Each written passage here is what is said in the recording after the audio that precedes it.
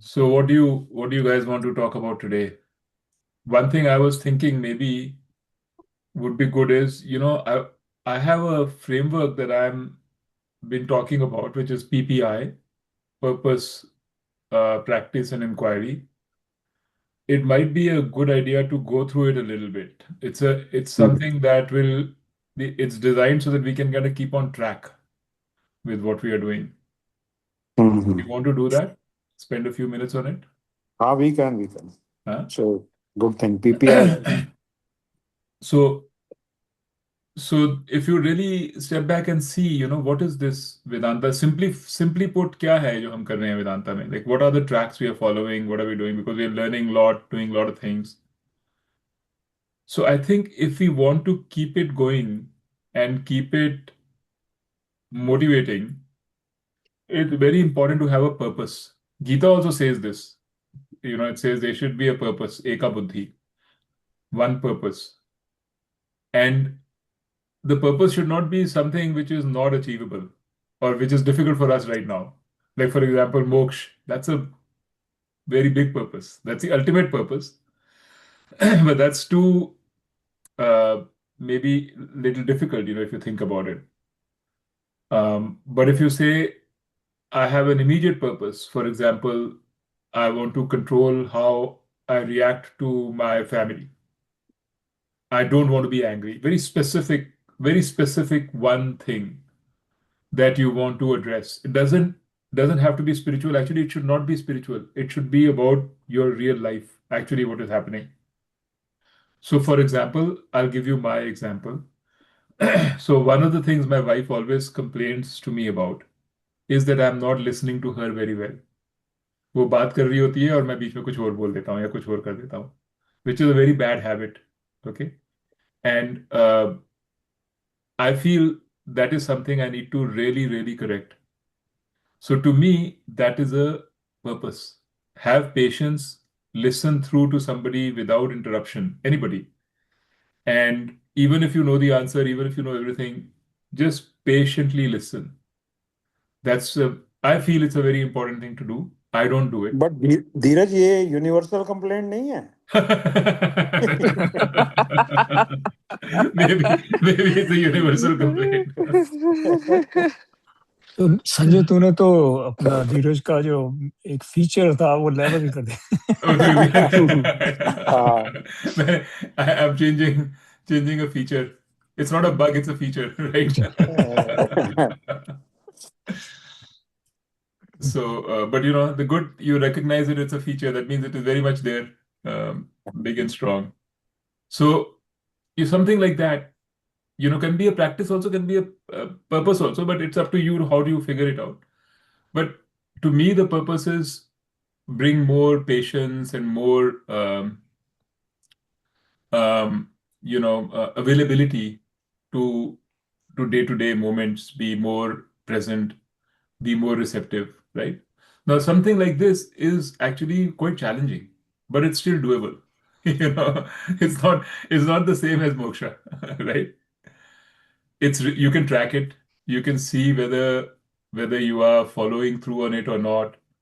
So some like Sanjay ka, I always get inspired by Sanjay because he has like right from the beginning he's saying मेरा purpose है मैंने गुस्सा नहीं खाना अपने employees पे गुस्सा नहीं खाना, right? Now something like that, something like that can be a very good purpose. You decide whatever it is in your life that you want to have a purpose. And it could be a bigger purpose too. Maybe it's got to do something with your job, something with anything else. You decide. But make that aim which is you think is achievable in the next 6 to 12 months. And say that is my purpose. Okay. And but try not to make it that I want to make more money. Okay, that won't help. Try to make a purpose which has to do with your own growth on the path. Okay. And then the beauty of the purpose is that first you can track and see how you're going and whether you're making progress or not. And you can feel very encouraged when you start making progress. And the second thing is that as you get as that purpose gets met, you keep increasing your purpose. You keep having a bigger and bigger purpose. And once there's confidence, once you have confidence that I can actually change, I can actually make change happen in myself, then things start moving faster. Otherwise, what happens is एक तरफ से हम सुनते रहेंगे ये सब कुछ Vedanta Vedanta and nothing is happening on the ground in life. And after some time, you'll say, "Kya hai yaar?" Hmm. This is not doing anything for me. It's Hmm. very good to know, but nothing has changed in my life, right? So having a purpose is good, and actually practice is very similar. Practice comes from your purpose only. What your practice should be. Practice is a way of showing some change in your behavior. So, if you think about change management, if you see how change happens, normally they say there are two ways in which change happens. एक है you change the attitude, you change the knowledge of a person, and behavior follows. True happens sometimes. कि आपने बच्चों को समझाते हैं बेटा ये ठीक बात नहीं है, इससे ये खराबी होगी, ऐसे होगा. When you explain and the person understands why and understands the choices and why one choice is better than the other, then the chances are that that person will change behavior. That is one way. That way, I would say, is the inquiry way. You do inquiry, you try and find out what you are, that you figure out how you are not the doer, all the things, जो हमको बताते गए हैं, जो हम पढ़ते हैं, and then you hope that that will translate into change. But that doesn't always happen. Especially as we get older, it doesn't happen. Because when we get older, we get set in our ways. Then we have to follow the other direction also, which is you change behavior and your attitude changes. And I found this very true in the US. I found this very true. When I actually came from India to America, I was not so sensitive to uh, what is kind of politically correct or what is the right way to do things. Like, for example, not to speak to women with equality. Don't say things which are joking about women or demeaning, or about other races, for example. There was a lot of racism. So I used to say, what does it matter what we say? Because we're just saying something, doesn't mean we mean it. Um, why is it so important to say the right thing? And what I found is that actually, when you force yourself to say the right thing, your brain also changes and your attitude also changes. I find this very, very true in the US. In many cases, you'll see the laws are written to change behavior. And by that change of behavior, the societal attitude actually changes. And I look at my children; they are born and brought up here, so they are very aligned to the culture and how things are done and their attitudes are also completely different. And I think this is what Vedanta also has caught on to. Vedanta has also. I mean, we have caught on to now. Vedanta caught on to it long time ago. That to change, you can change behavior, and that will change your attitude. And this is the basis of Karma Yoga. If you look at Karam Yoga, meditation, bhakti, these practices, rituals, they're all based on the understanding that by changing behavior, we change attitude. So if, for example, every day you make a behavior change, I am going to do puja first before eating, it will over time change your attitude. Something like, I mean, of course, it has to be done with some sincerity, not completely uh, in a bogus way. So, inquiry and practice are the two sides. Inquiry is trying to change your behavior by giving you more knowledge, new attitude.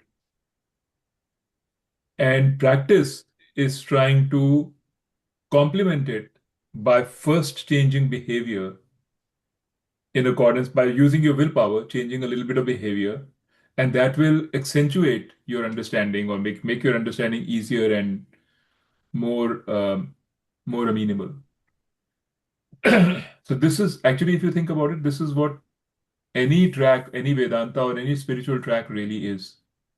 It's a combination of knowledge and practice, and both have to work with each other. The difference in how we are taught Vedanta, how Swami Dayanand teaches us, is he makes it very clear that this is not really knowledge. Knowledge doesn't do that much because knowledge is bookish knowledge. तुमको बता देना है कि okay, there's something called Brahman, there's something called Atma. Now, somebody told you that, the body works like this, or there is an atom, and you learned all right, somebody said there's an atom. Now somebody's telling you there's a Brahman, right? It's detached from you. It's it's not connected. It's a little remote. That okay, I understand now. There's something called Brahman, and there's something called Atma, and there's something called Satyam and something called Mithya. ठीक है, good to know, and I will learn it every day, and hopefully one day I will understand. That is knowledge. So you can have a lot of knowledge. You can know about Brahman and Sukshma Sharir and Sthula Sharir, and you can know about the Panch Koshas, the five sheets. You can know about, reflected consciousness and original consciousness. And you can know about the gunas, Sattva, Rajas, Tamas. Gita is full of knowledge. All the scriptures are full of knowledge. But knowledge is not the important thing, as Swami Dayanand used to tell us. The important thing is inquiry. Inquiry means taking that knowledge and actually seeing it, making it real for you. And inquiry happens slowly. And it happens bit by bit. So, for example, there is this inquiry which is knower known inquiry, right? Mukta, you must have read about it in my thing. Yeah, that's what I was reading in the evening today. Right, right. So you will know, okay, if you say what is Drigdrishya Viveka inquiry, basically, Mhm. whatever you can see is not you. So तुम देख रहे हो ये body है, I mean, बाहर की चीजें हैं, that is not you. The body you can see, so it's not you. You can go through the motions and intellectually you can understand how you are not your body, you're not your mind and all that. But it doesn't register. Inquiry means making it register. Sitting down peacefully and actually doing this exercise with you one by one and saying, okay, what does it actually mean this body is not me? Really absorbing it and seeing, oh, yeah, that's true, the body is not me. There's something which is actually seeing the body. And then you say, okay, the mind is also not me. So, this, if you have to do it as an inquiry, it will take a long time. And you may not even make progress smoothly. You will get stuck. You'll say, मैंने क्या सुन तो लिया कि I'm not mind, but I don't believe it. I am the mind. What else am I? The real, you'll get really stuck. And then that's why they say you have to do this with a teacher. Because the teacher will be able to see where you're getting stuck. And when you talk to the teacher can help you. Okay, have you seen it like this? See like this, do like this. So I think I told you before, okay, Swami Dayanand in his classes, Carol used to tell us, he used to take 4 or 5 classes over this thing. Drigdashya Viveka. Sessions like 5-6 ghante. And he used to tell the students, sit here. Let's go one by one. Right? And that also is not enough. Then you have to go back home and do it yourself. And you have to continue to see it in like when things are going on around you, you have to actually notice it. Okay, this is not me. You have to apply it in real life and see if there's any contradiction between what this is saying and what your experiences are. And if there's a contradiction, you do. So it's like inquiry is like that. It's a combination of Shravanam, Mananam, and Nididhyasnam. That is inquiry. Not just Shravanam, not just listening. So you take it through to um, that there is no doubt. And what happens is that it is very difficult to do this inquiry through till there is no doubt if your mind is already cluttered because you won't be able to take it through. You'll see one desire or something else has come up. You will be distracted. Your ego will not let you see it. Your ego will say, no, this cannot be, this is not right. So that's why you have to do the practice because at the same time, you have to also uh, cleanse your mind through a different process, which is behavior change. So that's how the two go hand in hand.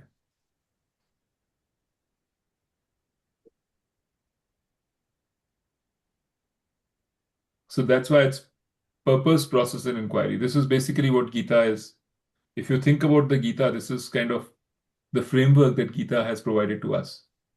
It says, in chapter 2, Bhagavan Krishna says, have Eka Buddhi and Vyavasaya Atmika Buddhi. Vyavasaya Atmika and Eka Buddhi basically very similar, have a very clear direction. What am I, what am I going for? What's my goal? And, you know, go in stages, that's fine. So, the business case is very clear. Okay, there's no doubt about that. And then the inquiry part is what is often called Gyan, but it's not really Gyan. It is more than Gyan. And the practices part, the Gita is full of the practices. And the three big ones are Karam Yoga and Dhyan Yoga, which is meditation, and Bhakti. So whatever you can do from those practices, whatever little you can do, you don't have to kind of go whole hog. Even a practice which changes something, for example, you may have some bad habits of how you do certain things. They may not classify under Karam Yoga or Bhakti, or it doesn't matter. If you can change a habit, howsoever small, that is a practice. Practice means rewiring your habit.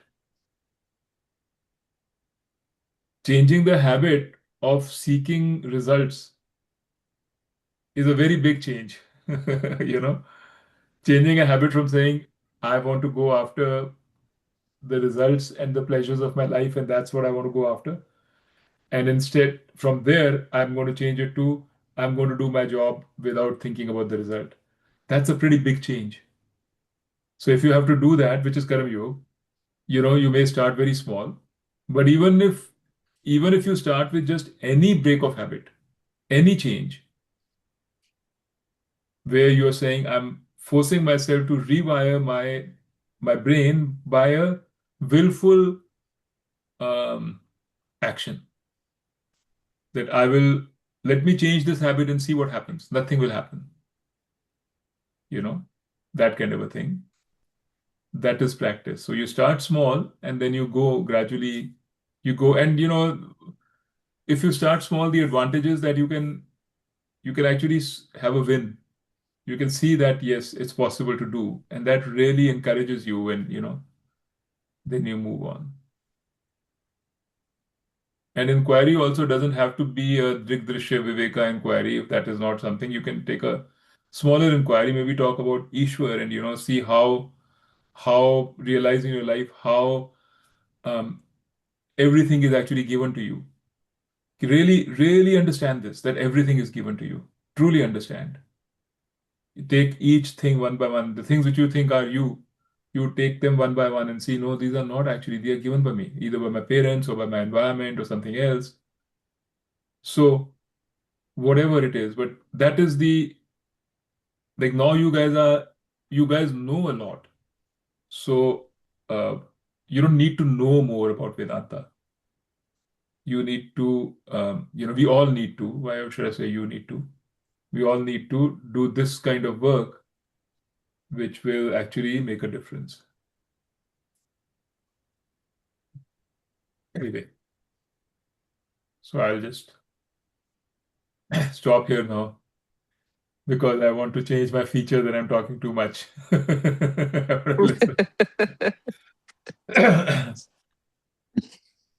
So you guys take over whatever you want to say or questions or whatever. No, I think the crux of Vedanta, whatever we have learned, whatever we have gained, it Hmm. has to be transferred on the ground level.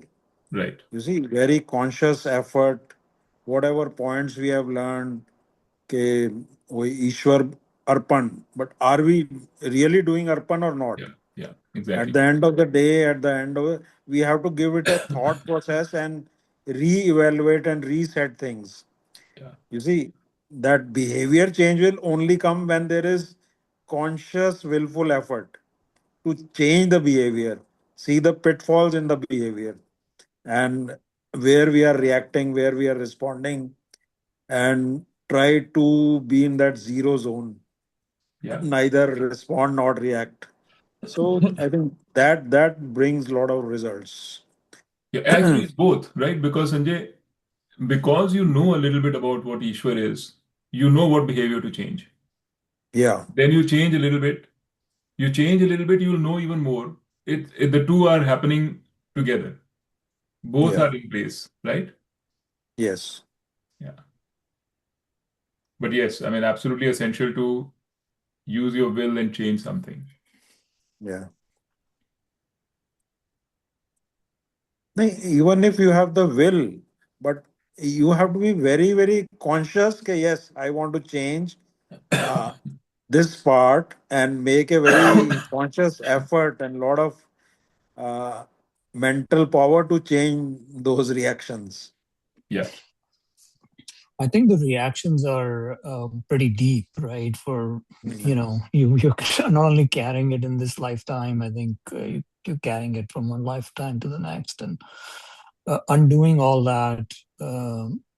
Even though you have intent and you understand that you want to behave a particular way, I think you know recognizing and doing, there's a lot of distance between that, and unless you really really make an effort and try to do it.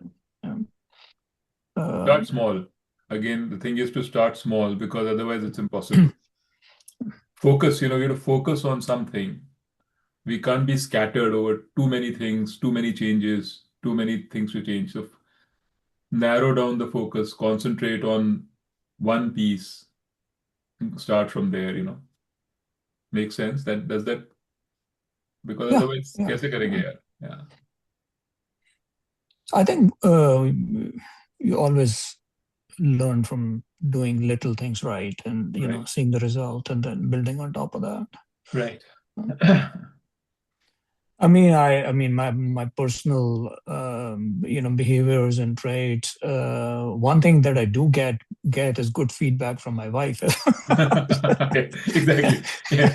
Oh, Right, we're lucky. right. So we are lucky, yeah. But there's more to it than that, right? Yeah, First of all, appreciating that you're getting feedback. A lot of yeah, people don't even, yeah, we're lucky that we get good constructive feedback about, oh, your tone is like this, or you're being defensive, or this, that, and the other, right? Yeah. Or at least that's my experience. But even just looking at that and just trying to um, um, manage your language and your behaviors, in the heat of the moment or in an argument is actually not easy thing to do. It takes a lot of effort, not only to recognize on the fly, but suddenly correlate it to, oh, this is what I'm doing here, right? Yeah. the beauty of it is that sometimes what happens is we have an idea or a goal, which is a spiritual goal, and we say, okay, that I want to follow. And then this is happening on the side, argument with your wife, not changing behavior. It's almost like two different personalities or two different things in your mind. One is I'm going to follow Vedanta and study it, and another is this thing with my wife. And you say, okay, Like there are two different tracks. What Krishna Bhagwan has told us through Eka Buddhi is that you have to combine them into one track. There is only one track.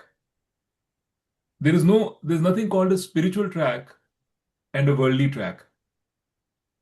There is one track. So you have to go to your spiritual goals through your worldly behavior.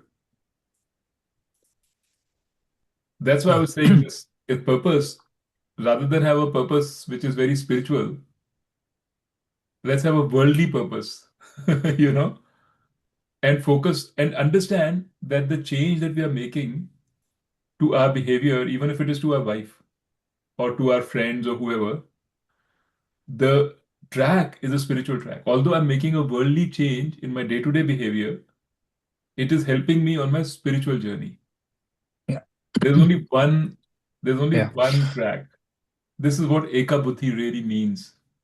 You know, you shouldn't be scattered. And this is a beautiful thing from, right in the beginning of Karam Yoga in chapter 2, this is what Bhagavan Krishna says. He says you have to have Eka Buddhi and Vyavasaya Atmika Buddhi. Vyavasaya Atmika Buddhi means well ascertained. Like it should be very clear to you why changing your behavior and how you respond to your wife is absolutely essential first step for your spiritual growth. This connection should be completely clear. Mhm. That is called Vyavasaya Atmika Buddhi. You know that you've actually thought through it, you understood it, you realize why.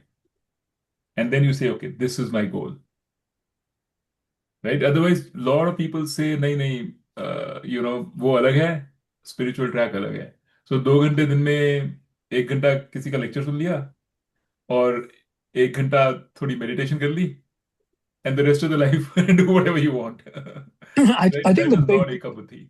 I think the big learning for me from talking about this is the mind is sort of the intersection of both the paths. So unless Yeah. you really clear up the mind, which is what we're doing, right? I think you cannot go the just the knowledge path, right? I mean, you have to really intersect on the mind, clean up the mind from from all the whether they're your behaviors or your needs and desires. I think they need to just be unraveled prior to uh, prior That to unraveling is the spiritual path. spiritual path. Yeah. That unraveling of your needs and desires in the world is the spiritual path.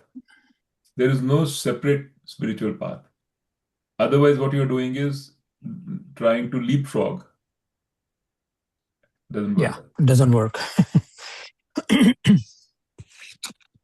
I mean, we spend significant. I mean, I can say for myself, but I believe I spent significant amount of time around doing actions all day long, right? And if you observe your actions and you start to analyze them more, I think there are tremendous opportunities there Oh, to yeah, yeah. There's no dearth of purpose. yeah. You can pick up any from many. Yeah. I mean, your universe to get feedback is your wife and your children and your friends. Yeah. Whoever you're spending your life with. Nice, yeah.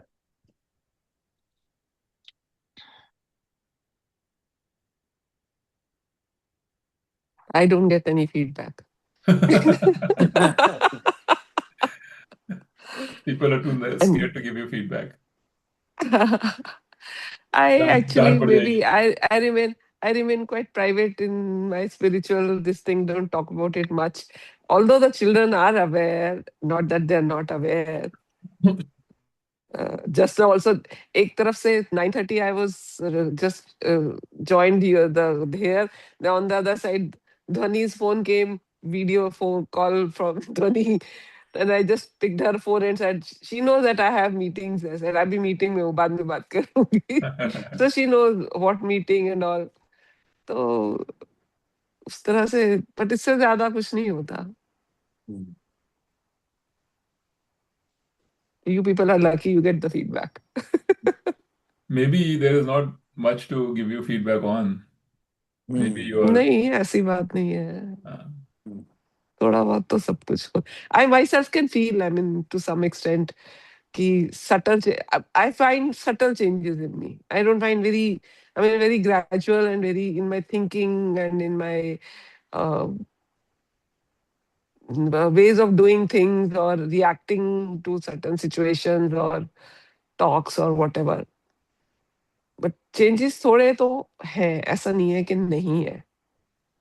It does matter that, and particularly pehle when we were into this in these sessions, there were more of Vedanta talk only. But now, for quite some time, when we've been discussing about Karam Yoga, and uh, then then when we have also realized that after listening so much to Vedanta talks, nothing is happening on the ground level. It's theoretically we are understanding, but not practically. I mean, बहुत ज़्यादा उसका assimilation नहीं हो पाता ठीक से. So then we realized with our discussions only, and we realized that the practice that you're talking about, the Karam Yoga and Bhakti, that that is required. We need to clean up our minds, I mean, purify our minds, or and that can be done through Karam Yoga and the practice of gratitude and service. So once the mind is clear, probably whatever we have understood as knowledge, it gets applied. But I think all this goes side by side. The gaining of knowledge and the practices, they go side by side, and they slowly help us in our uh, gaining our self knowledge, also getting it grounded slowly. it's not a sequence, a strict sequence नहीं है. No, strict sequence नहीं है. वो कभी भी अचानक भी हो सकता है, ज्यादा भी हो सकता है, एंड कभी धीरे धीरे सटल फॉर्म में भी हो सकता है. बट जो हमारी प्रायर कंडीशनिंग थी हमारी बिहेवियर की, वो थोड़ी थोड़ी अनकंडीशनिंग कह लो, या उसका अनरेवलिंग वर्ड कह लो, या थोड़ा चेंजेस तो आ ही रहे हैं. ऐसा नहीं है कि नहीं है, चेंजेस तो है. The way you look at things, the way you react to certain situations or certain people, your patience in certain things, all these things change. Anger issues also, सब में change तो is slowly, very slowly, probably it's coming, ऐसा लगता है. Yeah, I agree. I feel the same way. But it's very subtle, very, very slow and very, very subtle. Yeah, look back 3-4 years, you might be able to see some, Yeah. it's like if you see the clock hand moving our hand, you can't see it. But after Yeah, 1 hour, yeah, it yeah. has changed, you know.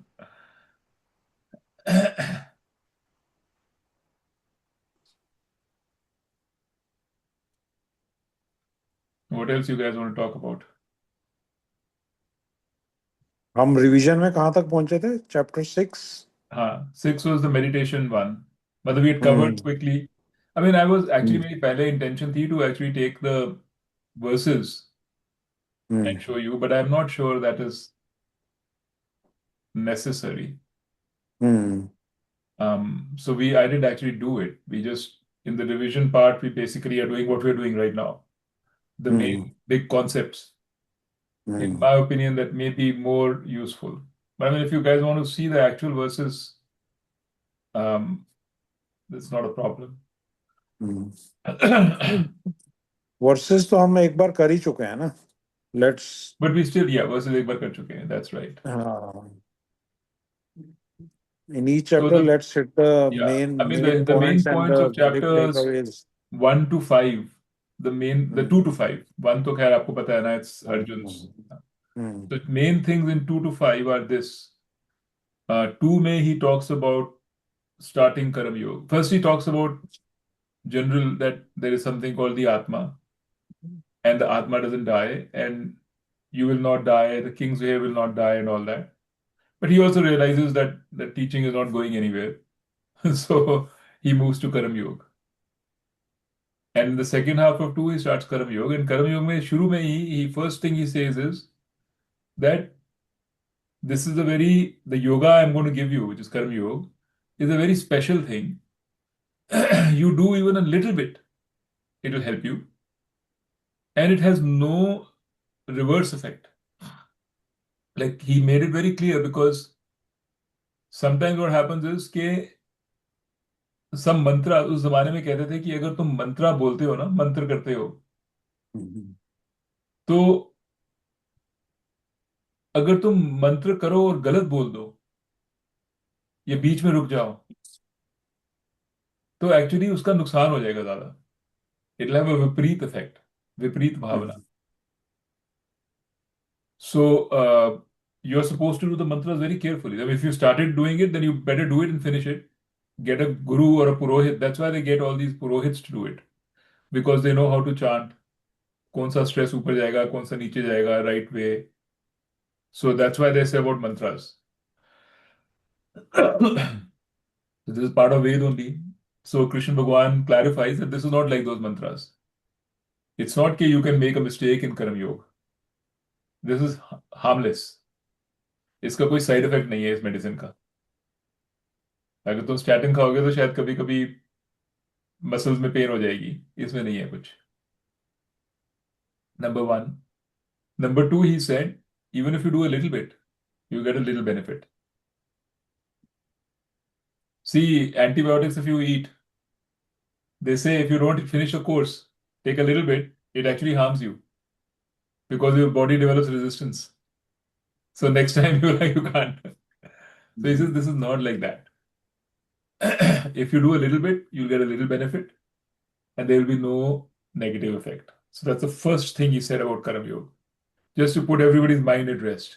That this is not like the rituals that you've been taught, the practices that you've been taught in Karam Kand. In the Karam Kand of the Gita, of the Vedas, all the practices that have been taught are of the second kind. They are the ones which, if they are done incomplete, if they are done wrong, they will harm you.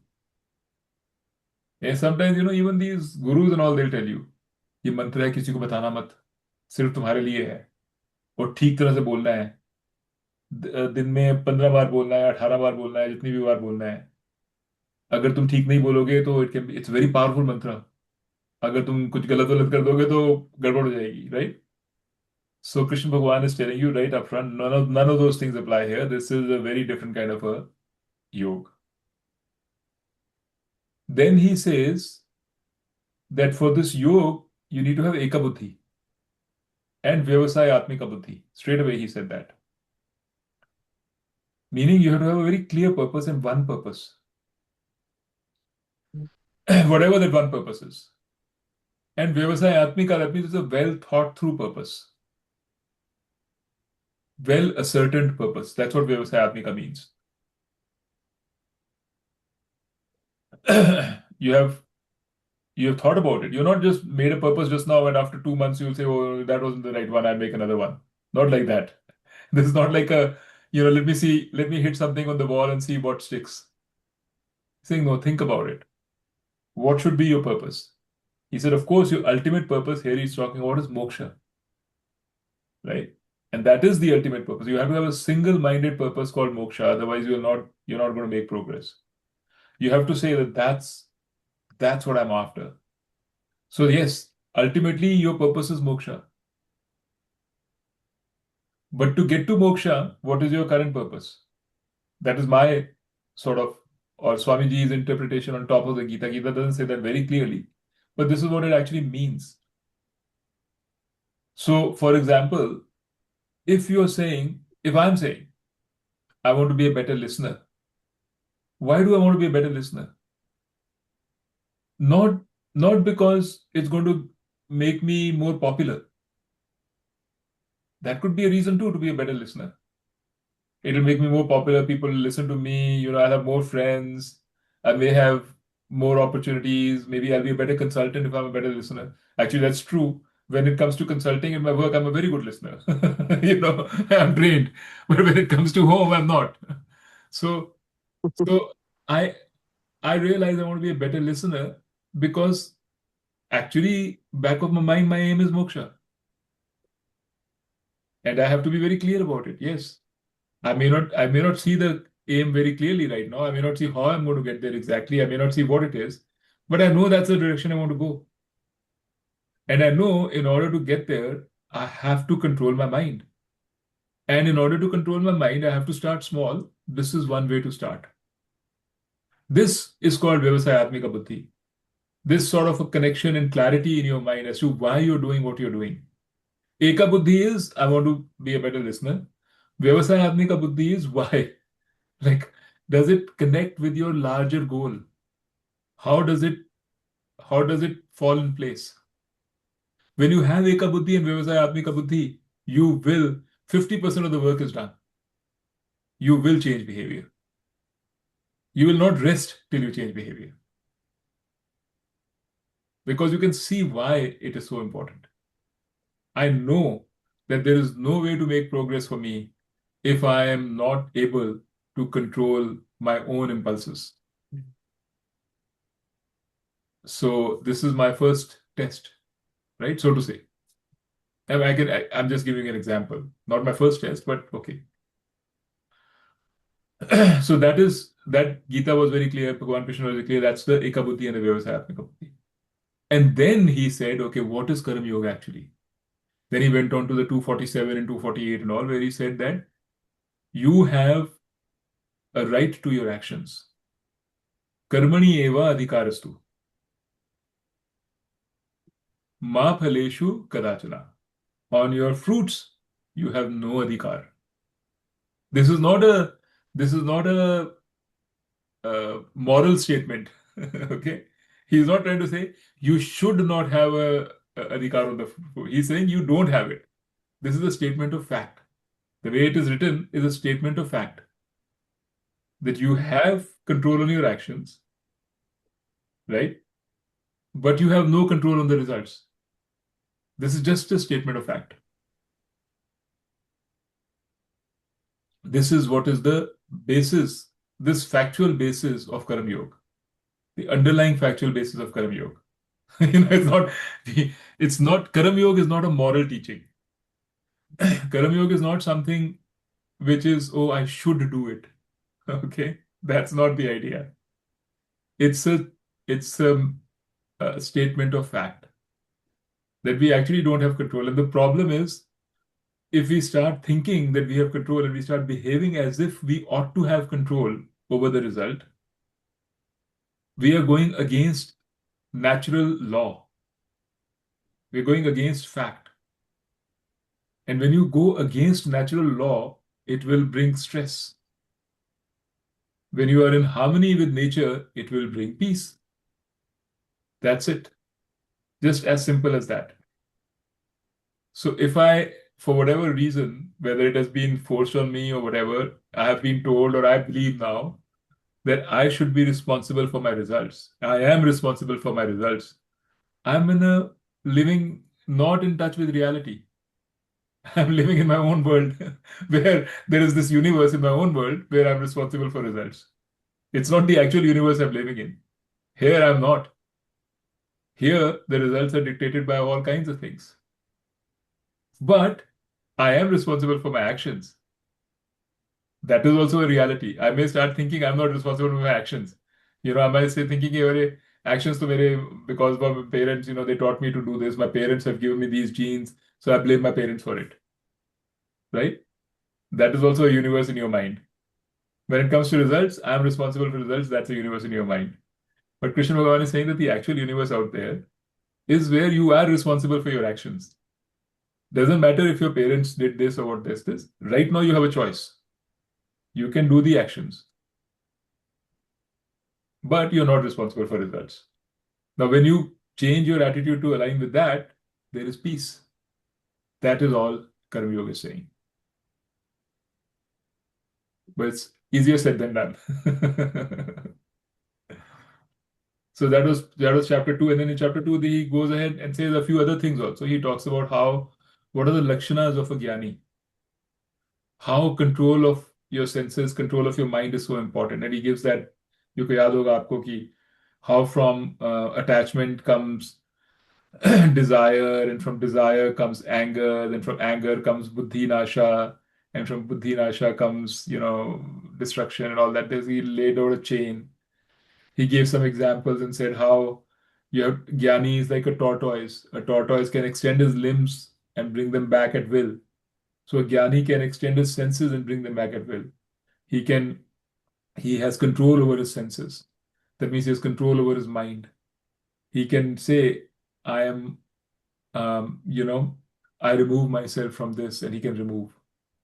And he was saying also, okay, also you have to be practicing all the time. Even a Jnani, if he is reckless and gives himself to walks the world recklessly without care, even a Jnani will get trapped by the world. So you always have to be attentive. You always have to be alert, right? So things like that, these are all in chapter 2. Another big, major, important shlok was how um, it's like a river where it falls into the ocean.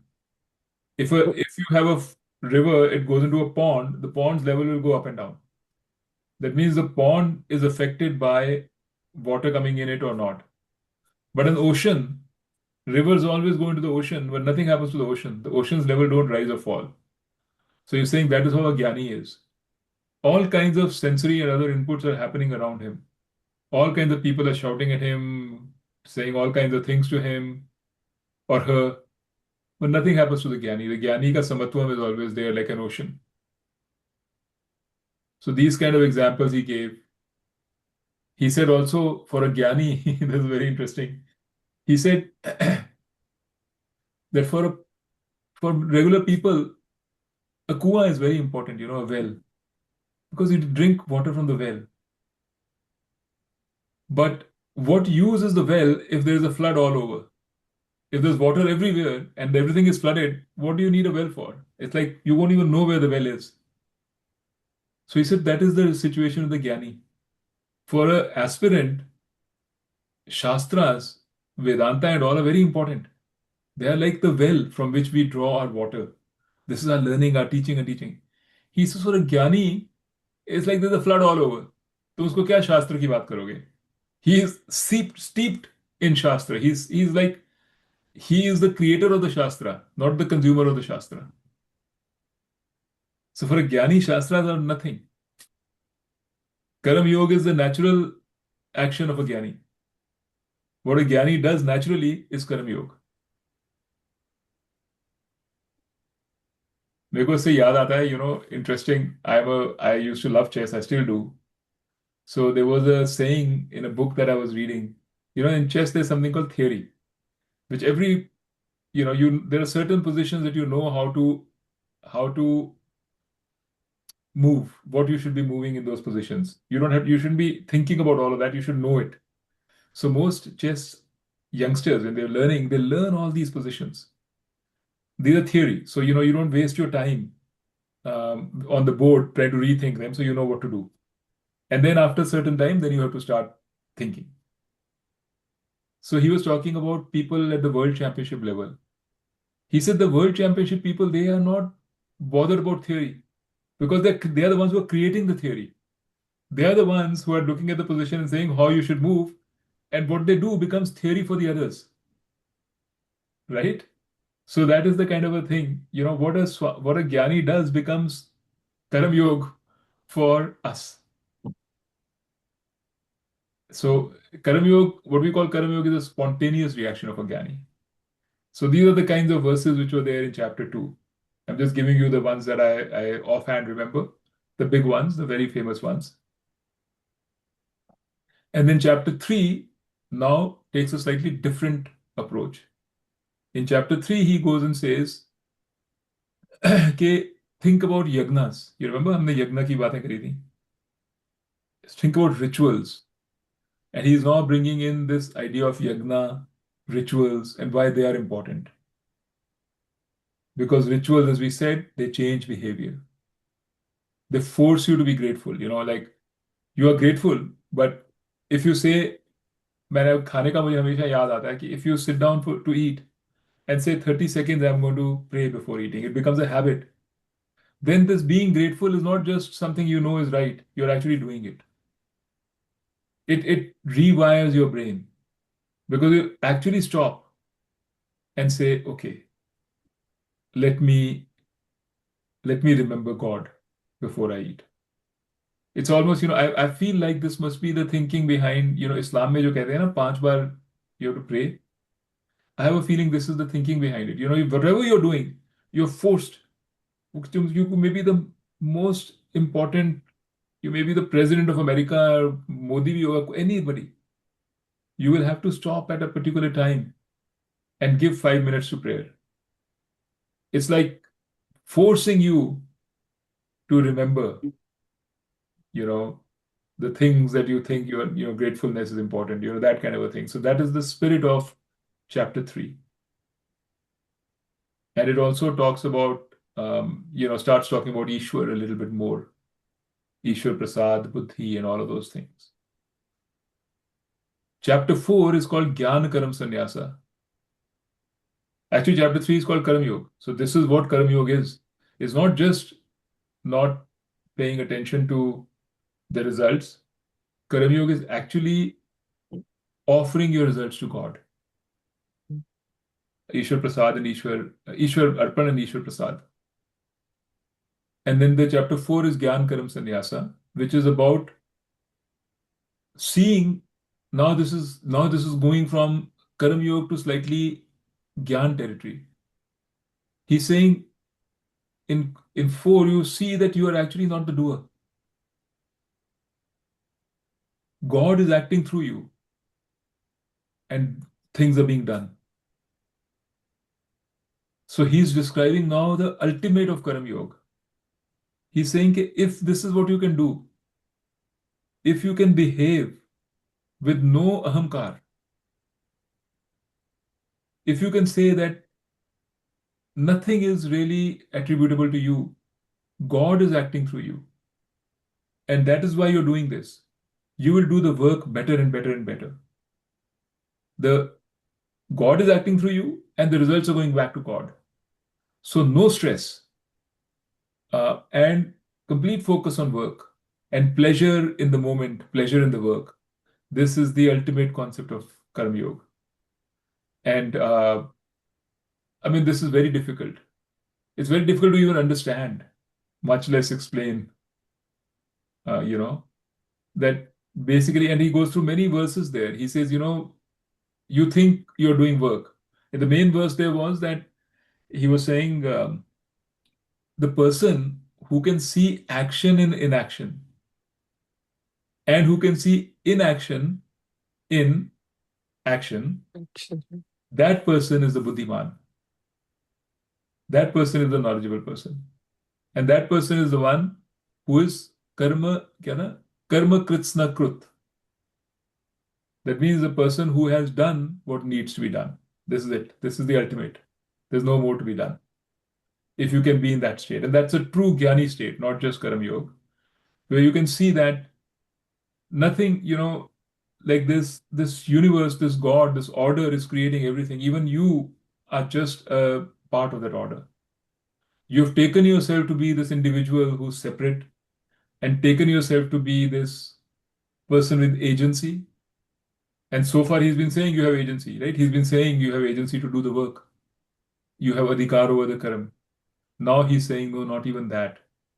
Actually, when you come to a situation where you say everything is God or this order, then you're not just a karam yogi, you're a jnani.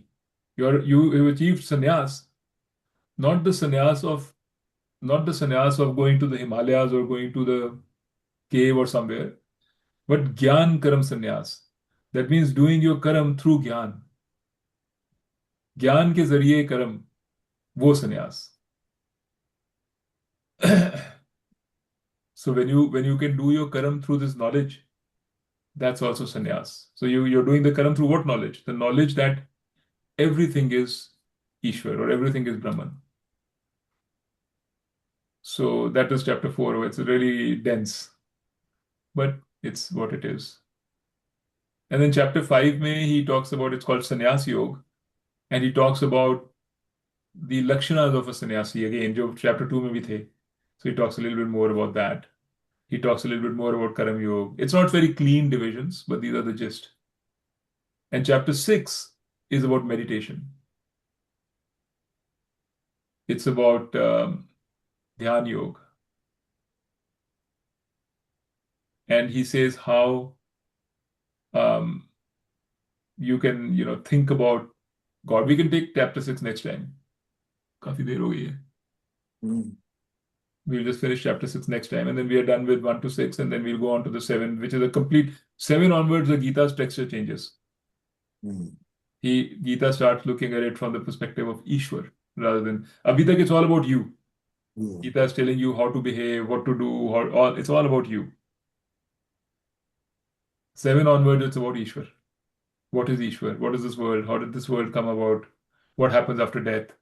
All those kinds of things.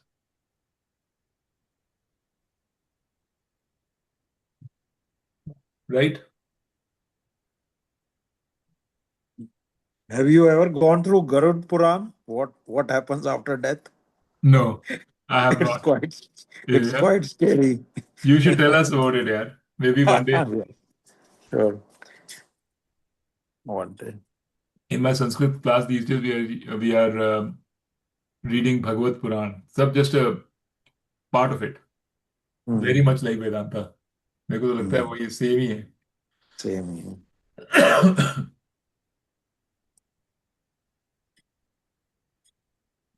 So Rajiv, the feature came back. Sorry. I should have listened.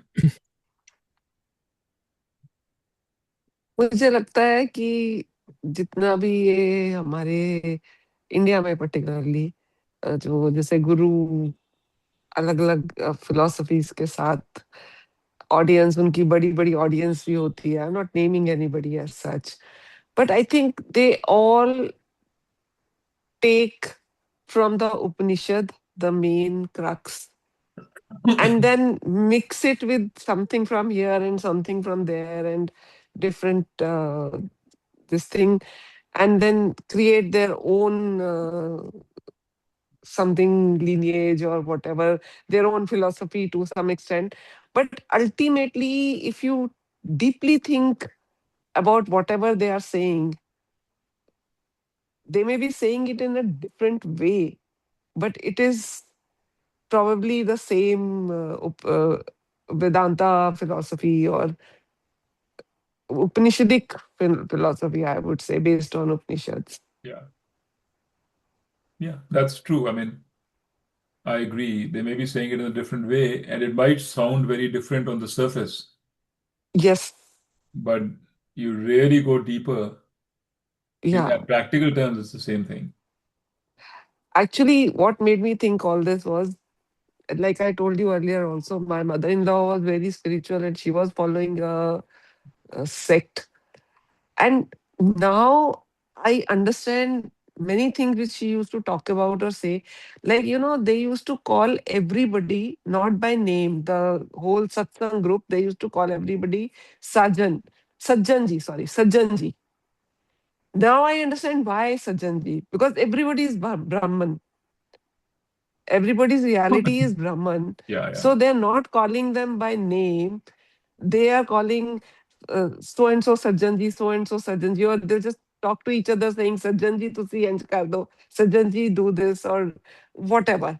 So now if I think about it, I understand why they were calling each other Sajjanji. So It's also a just behavior thinking, change, right? It's also a practice because you're yeah, forcing yeah, yourself to. exactly Yeah. the same thing. As in, and she used to also talk about, I don't remember now what reference, but Nirgun Brahman and Sagun Brahman, she used to talk about it, but तब मुझे समझ नहीं आता था बिल्कुल भी. But I just simply used to listen and not argue. But she yes, I've planted the heard those seed in your words. mind, that's the thing. Somewhere, yes, it was Yeah. planted.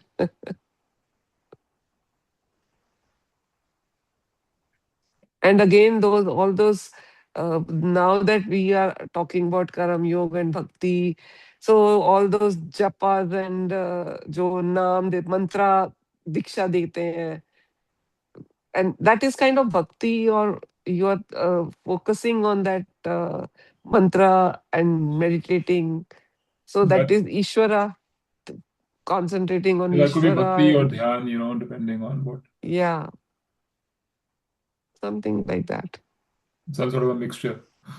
Yeah, so that's what I was saying. It's a mixture of, again, it's a mixture because now we know ki why bhakti is important, karam yoga is important, service is important, and of course gyan to hai hi hai, and they all go hand in hand.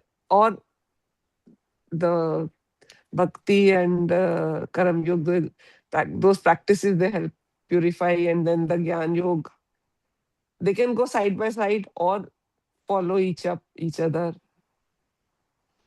Yeah.